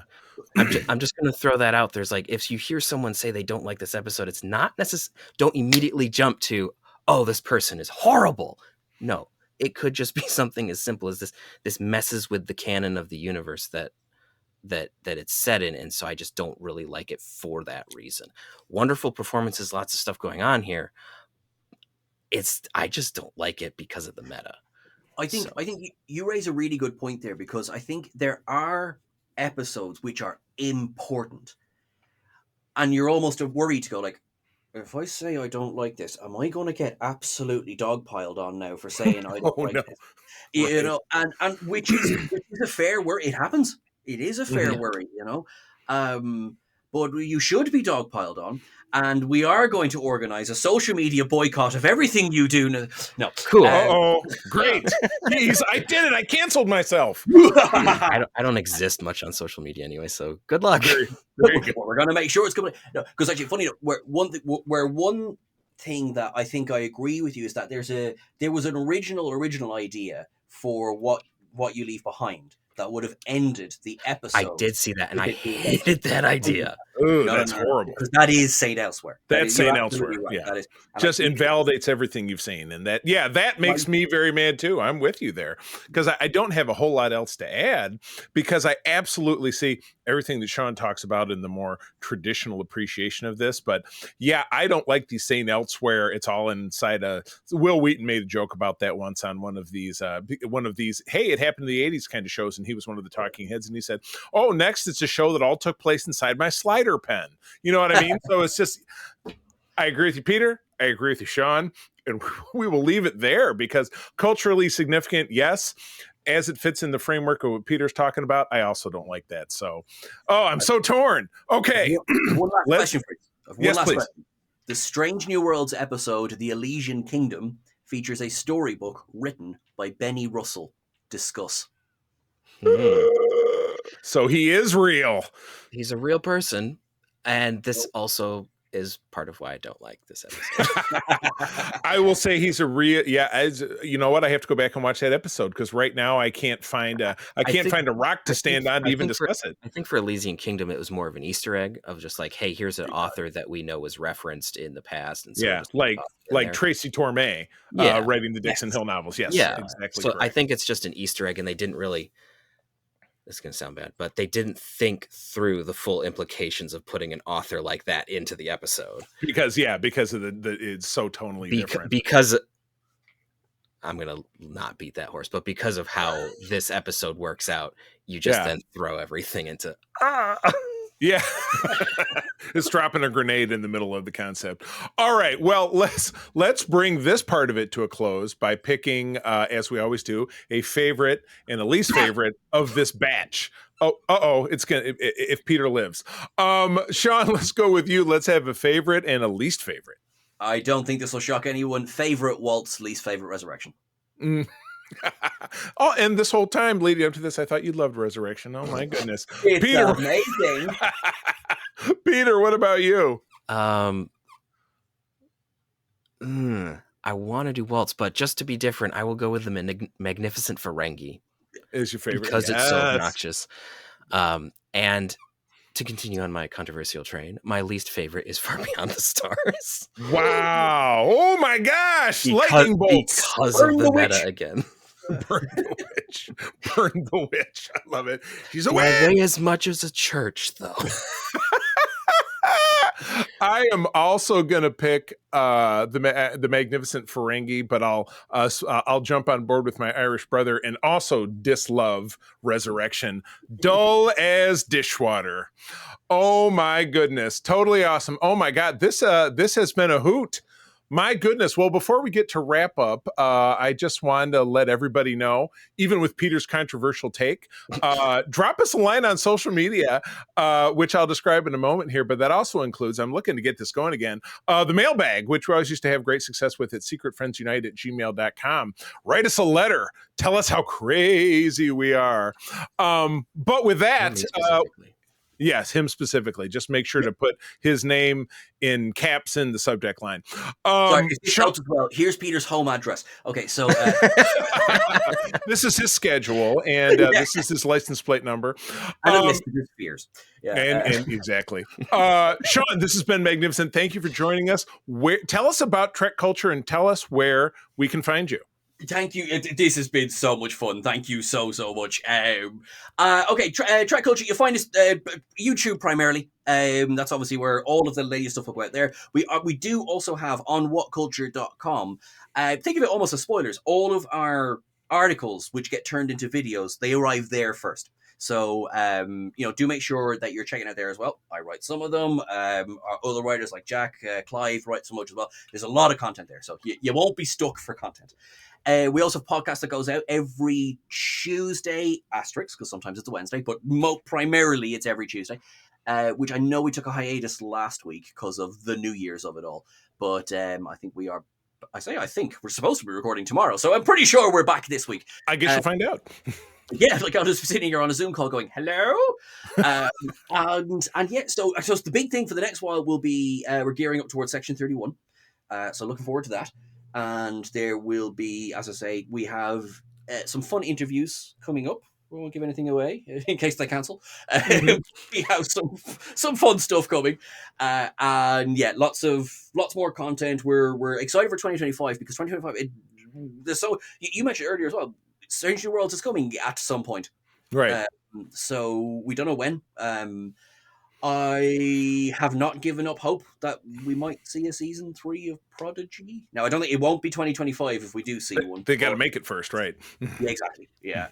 But I'm not giving up the dream. And then whatever's coming on with Starfleet Academy as well. Yes. I most likely would see a trailer. Yeah. Might be a bit soon to get a season, but right. But yeah, we have Star Trek coming because I think that for a couple of years ago, I think it was 2022, and I promise I'll keep this short. I think it was 2022. I think we nearly had something like 30 weeks of new Star Trek. Right. Yeah, I remember now. Yeah.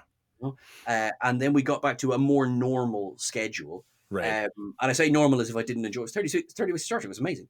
You're right. So this one is, I think, going to be a more normal year for that one. We'll have Section 31, end of this one, 24th of January. Then we will have Strange New Worlds probably during the summer. Yeah, and that's then my guess. We'll have to see what happens with Starfleet Academy. So it's really, really exciting, which is my long way of saying, yes, there will be more ups and downs this year. We will be doing retro ups and downs. We have the first series of retro ups and downs planned. Again, I won't say what yet in case plans change, as they often do. And then you'll find us on all the socials. I'm probably most active on Blue Sky at the moment. That's how we connected. Yeah. Yeah. So I'm on Instagram, but that's more just I went for a run today. Please give me praise. That's me too. It's pictures of my cats. I'm not gonna lie. Brilliant. We are still on that other site because I don't know what's happening there, but yeah. We're off. Blue Sky would be the number. We have a Threads account, but I'm the one who's supposed to be managing the Threads account, so there's not a lot of content there. So I do a lot. It's just gonna be honest with you, not a great attention plan. Yeah, it's okay. Awesome, gotcha. And Peter, where do they find you? Well, if you want to find me to burn me at the stake, my social media is at Petrus Aquinas. I'm on some social media platforms, not many, but you can find me. I won't say much. I think the most recent thing I posted was my Christmas cookies, which was Lower Decks. So Right. there you go. There you go. Any fears for his safety after this recording, Yeah. I understand. Yeah, I'm gonna hide in the go to Starbase 80. You can't find me. So by that big wormhole. Otherwise, you can find me on the Discord for both this channel and some other places. That's where I'm most active. And then you can also find me on ELH's channel doing some role-playing games and behind the scenes at Starship Excelsior. Yay. Good deal. Well, God, this has been incredible. As always, you can find me on all of the quote unquote main socials except for that other one. And so I'm talking about Threads, Instagram, and Blue Sky. I am at the C3 TheCeeThree. Also very active on the Secret Friends Unite Discord and the United Trekkers of Michigan, which is not just Michigan people, but it's just a Discord to talk about Star Trek, which is what we all love doing anyway. Well, with that, gentlemen, amazing show. Thank you so much. I'm going to tell you that sharing is caring and to keep on trekking. Peace and long life.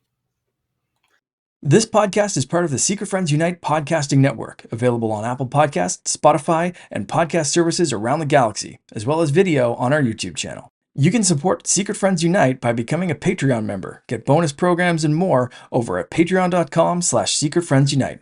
Join our Discord community for even more discussions on all things geek. For all the latest updates on Secret Friends Unite, make sure to follow us on Threads at secret.friends.unite and visit secretfriendsunite.com. Find our merchandise at TeePublic and Redbubble. Thanks for listening, and may the Force live long and prosper.